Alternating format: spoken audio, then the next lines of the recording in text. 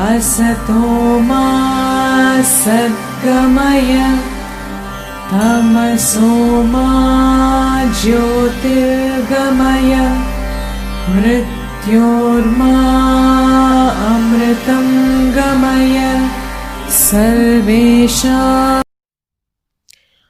పశుజాతుల అభివృద్ధి విధాన నిర్ణయం అనగా బ్రీడింగ్ పాలసీ 1929వ సంవత్సరంలో ICAR స్థాపించిన తర్వాత పశుజాతుల అభివృద్ధి విషయంలో అనేక సార్లు చర్చించి బ్రీడింగ్ పాలసీ తేవడం జరిగింది.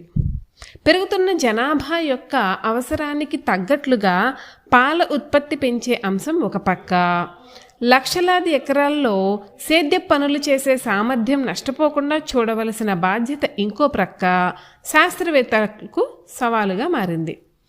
రెండు అవసరాలు తీర్చే విధంగా పశు ఉత్పత్తి విధానాన్ని నిర్ణయం చేశారు. దాన్ని బ్రీడింగ్ పాలసీ అంటారు. పశువులలో ఎక్కువ శాతం నాటు పశువులు అవడం వలన ముందుగా వాటిని పాల ఉత్పత్తికి, సేద్యపు పనులకు అనుగుణంగా జన్యుపరంగా వృద్ధి చేయాలి.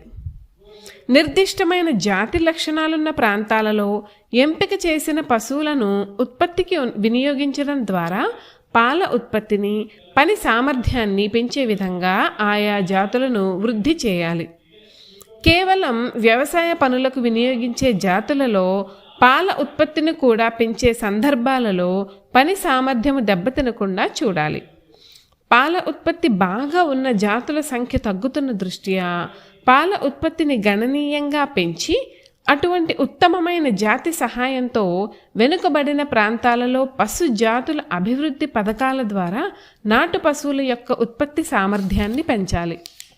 మన రాష్ట్రంలో మెట్ట ప్రాంతాలలో జెర్సీ జాతిని ఉపయోగించి స్థానికంగా ఉండే నాటు పశువుల ఉత్పత్తి సామర్థ్యాన్ని పెంచాలని, అలాగే మాగాణి ప్రాంతాలలో హోలస్టిన్ ఫ్రీజియన్ అంటే HF గో జాతిని ఉపయోగించి నాటు పశువులను వృద్ధి చేయాలని, ఒంగోలు జాతి పశువులున్న ప్రాంతాలలో ఎంపిక చేసిన ఒంగోలు జాతి వీర్యాన్ని ఉపయోగించి ఒంగోలు జాతిని అభివృద్ధి చేయాలని నిర్ణయం చేశారు. ఇక గేదెల విషయంలో రాష్ట్రమంతటా ముర్రా జాతిని ఉపయోగించి స్థానిక పశువుల ఉత్పత్తి సామర్థ్యాన్ని పెంచాలని నిర్ణయం చేశారు. రాష్ట్రం అంతటా కృత్రిమ గర్భోత్పత్తి కేంద్రాల ద్వారా మేలు జాతి పశువుల వీర్యాన్ని ఉపయోగిస్తున్నారు. సీమ ఆవులలో వ్యాధి నిరోధక శక్తి తక్కువ, మన పశువులలో వ్యాధి నిరోధక శక్తి ఎక్కువ.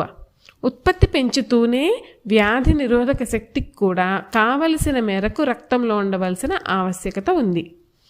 రైతులు కృత్రిమ గర్భోత్పత్తి ద్వారా మేలు జాతి పశు సంతతిని అభివృద్ధి చేసుకుని ఆధునిక పశుదాణాలు, పశుగ్రాసాలు ఉపయోగించడం ద్వారాను శాస్త్రీయమైన పోషణ మరియు యాజమాన్య పద్ధతులను పాటించి పశువులను కాపాడుకుంటూ పాల ఉత్పత్తిని పెంచుకొని ఆర్థికంగా పురోగతి చెందవచ్చు.